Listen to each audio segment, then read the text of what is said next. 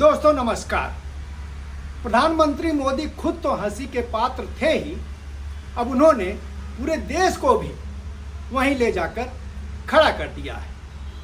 यह बात अगर देश तक सीमित होती तो भी कोई बात नहीं थी, लेकिन अब विदेशों में भी इसकी चर्चा होने लगी है। इंडोनेशिया की यात्रा के दौरान सामने आई उनकी हरकतों ने लोगों को शर्मिंदा होने के लिए मजबूर कर दिया है। भारत जैसे एक देश के नेता की विदेश में जो प्रतिष्ठा है, अगर आप उसके मुताबिक व्यवहार नहीं करेंगे तो फिर सवाल उठना लाजमी है। और उसका स्तर अगर गली के छिछोरे लड़के से भी बदतर हो जाए तो यह बात खुद उसके और उसके नागरिकों के लिए शर्म से डूब मरने जैसी है। इंडोनेशिया में वही हुआ। वहां के राष्ट्रपति प्रबोवो सुबियांतो के साथ उनके साझा कार्यक्रम की जो तस्वीरें और वीडियो आए हैं, उन्हें एक आत्मसम्मान में विश्वास करने वाले किसी भी भारतीय नागरिक के लिए ठीक से देख पाना भी मुश्किल है। जनाब जब राष्ट्रपति के साथ संयुक्त संबोधन के लिए सामने आए तो टेलीप्रॉम्प्टर के साथ आए और उनके अगल बगल दो प्लेटें उनका स्वागत कर रही थी।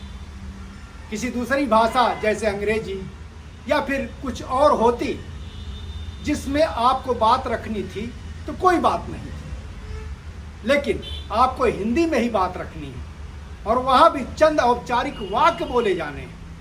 उसके लिए भी आपको टेलीप्रॉम्प्टर की जरूरत पड़ रही है। जबकि दूसरी तरफ इंडोनेशिया के राष्ट्रपति को ऐसा कुछ नहीं करना पड़ रहा है। किसी को भी यह समझना चाहिए कि डिप्लोमेसी में बारीक से बारीक चीजों पर भी नजर रखी जाती है, इसलिए आपकी एक एक हरकत दुनिया नोट कर रही होती है। अब अगर दुनिया में संदेश ये जाए कि भारत का प्रधानमंत्री अपनी हिंदी भाषा भी ठीक से नहीं बोल पाता है तो फिर इसका नतीजा क्या होगा? बात टेलीप्रॉम्प्टर तक सीमित होती तो भी कोई बात नहीं थी। उसके जरिए आप जो बातें रख रहे हैं वह उससे भी ज्यादा बचकाना और घटिया है, जिसे डिप्लोमेसी की तो बात ही छोड़ दीजिए, कक्षा 12 का बच्चा भी नहीं प्रयोग करना चाहेगा। आपने भारतीय गणतंत्र दिवस के अंकों के जोड़ को इंडोनेशिया के राष्ट्रपति के जन्मदिन से जोड़ दिया। पिछले साल 26 जनवरी को भारत ने अपना गणतंत्र दिवस धूमधाम से मनाया। 26, 2 और 6, 2 + 6 =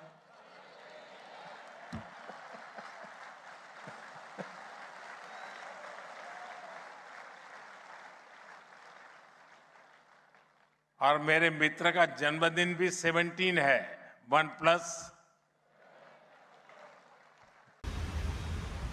इसके पीछे कोई तर्क बनता है? इसमें किसी तरह का कोई साम्य दिखता है?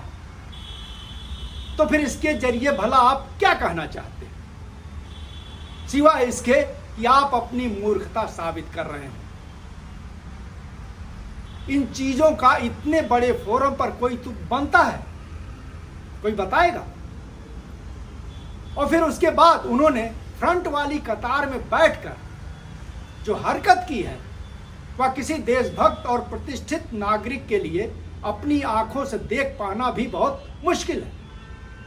मैं मोदी का कट्टर आलोचक हूं और मोदी की घेरेबंदी करना भी मुझे पसंद है, लेकिन उस दृश्य को एक बार ही देख सका, दोबारा देखने की हिम्मत नहीं जुटा पाया।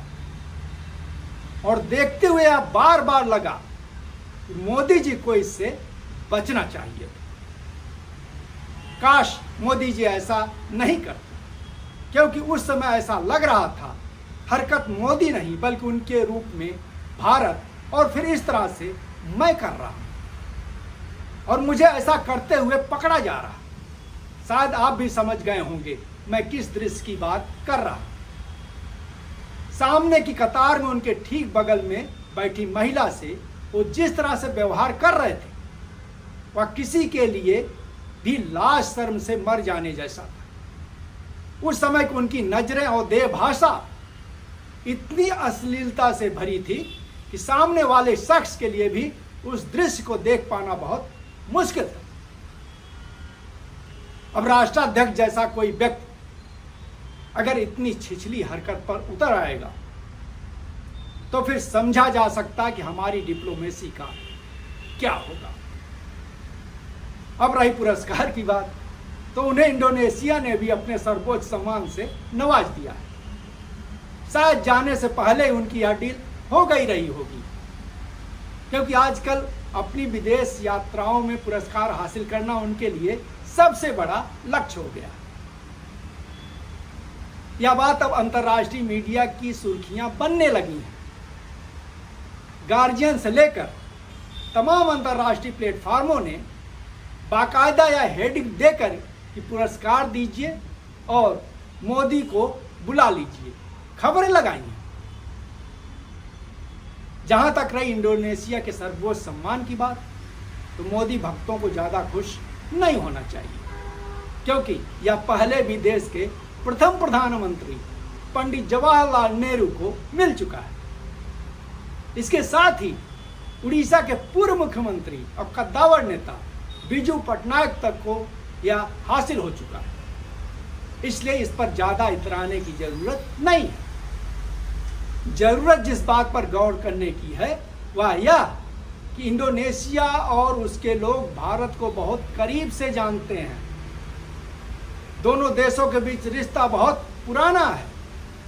वह जवाहरलाल नेहरू जैसे कद्दावर नेता से बेहद करीब से परिचित है, जिसकी प्रधानमंत्री सुल्तान सजाहिर और सुकार्णो के साथ घनिष्ठ मित्रता हुआ करती थी।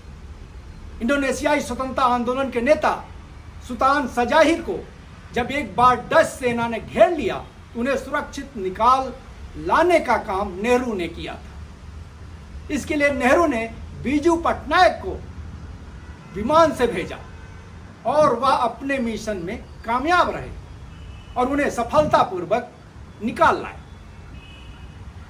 बांगडुंग सम्मेलन उन्होंने सुकार्णो के साथ मिलकर ही आयोजित किया था।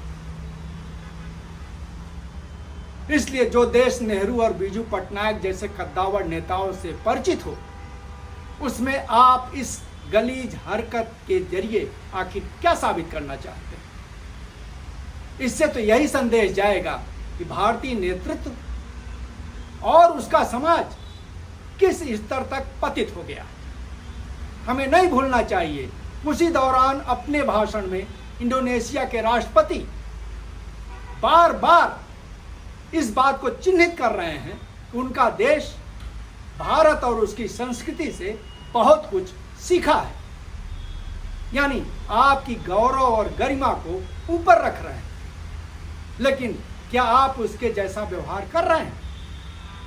अपनी शेखी में आप गुजरात से इंडोनेशिया में इस्लाम ले जाने की कपोल कल्पित कहानी पेश करते हैं।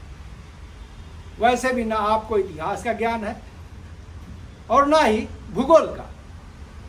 आदमी को जब किसी चीज की जानकारी ना हो तो उसे चुप रह जाना चाहिए। अपने भाषण में आप इस्लाम का महिमा मंडन कर रहे हैं, लेकिन घर में मुसलमानों और इस धर्म के साथ आप क्या कर रहे हैं? क्या यह बात दुनिया से छुपी है?